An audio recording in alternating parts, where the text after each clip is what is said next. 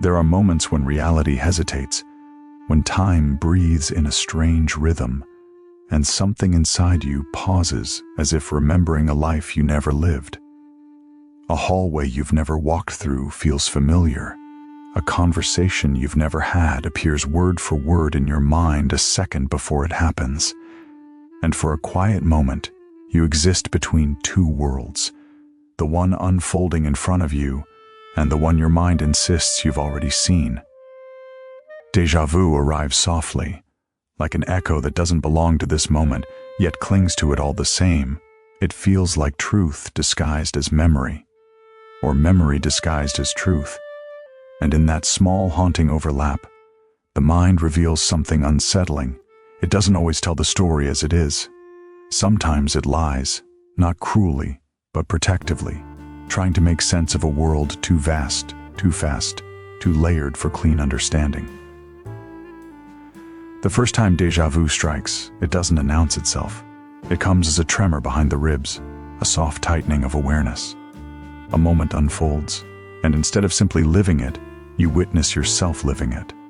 The familiar and unfamiliar collide, leaving a strange warmth in the chest, a mild unease wrapped in a fragile sense of wonder. This chapter belongs to that first spark, the recognition. People often think déjà vu is dramatic, but it rarely is. It's quiet, subtle, a flicker of thought that says, "I've been here," even when logic whispers, "You haven't." In these moments, the mind becomes both participant and observer. You look at a person speaking, and something in their expression tugs at a forgotten thread. A scent drifts through the air and carries a shadow of a memory you can almost touch but cannot hold. Even the angle of light in a room can feel borrowed from a place that doesn't exist. And within you, something stirs, not fear exactly, but a trembling curiosity. This is recognition without certainty, remembrance without proof. And while most experiences in life move forward without hesitation, déjà vu pulls you backward into a space you cannot name. It's not just a trick of memory, it's an intimate confusion, a brief doorway into the hidden architecture of the mind. In this recognition, the mind shows its first lie, that familiarity always means history. You feel the echo, but you cannot trace its origin. You only sense that something deep within you has awakened for a moment, then quietly falls back into silence. The roots of déjà vu reach further back than you expect, into childhood fragments, forgotten hallways, half-formed impressions, the mind stored without permission. Memory is not a library with shelves and labels. It is a landscape of scattered images, lost emotions, and tiny sensory imprints buried long before you learned how to name them. A pattern of shadows from a window you saw at age 5. A stranger's tone that resembles a voice your brain archived decades ago. A street corner that echoes a place you glimpsed once from a car window but never thought about again. These fragments sleep quietly beneath consciousness until a moment in adulthood mirrors them with uncanny precision. And suddenly, your present becomes tangled with your past. Psychologists explain that familiarity is not always history. It is often reconstruction. The brain stitches new moments from old pieces. It overlays memory onto reality like tracing paper. And when a new experience aligns with an old imprint, same geometry of light, same emotional tone, same angle of perspective, the mind mistakes the present for a repetition. This is the second lie. The mind tells, "This has happened before," but it hasn't. Not fully. Not the way you think. What you feel is the resurfacing of something forgotten, something faint but persistent, a sensory echo rising from deep storage, colliding with the moment you're living now. And in that collision, the past and present blur long enough for the mind to confuse one for the other. Déjà vu may be strange, but its origin is profoundly human, a reminder that the mind remembers more than you know and forgets more than it admits. When the brain misfires gently scientifically, déjà vu is not magic, it is timing. A gentle misfire. A brief overlap in the brain's processing systems. The sensation arises when the circuits for recognition activate slightly before the circuits for perception. In other words, the brain labels something as familiar before it fully understands what it is perceiving. This neurological hiccup creates the illusion of memory where none exists. The temporal lobe, home of memory, familiarity, and emotion, plays a central role.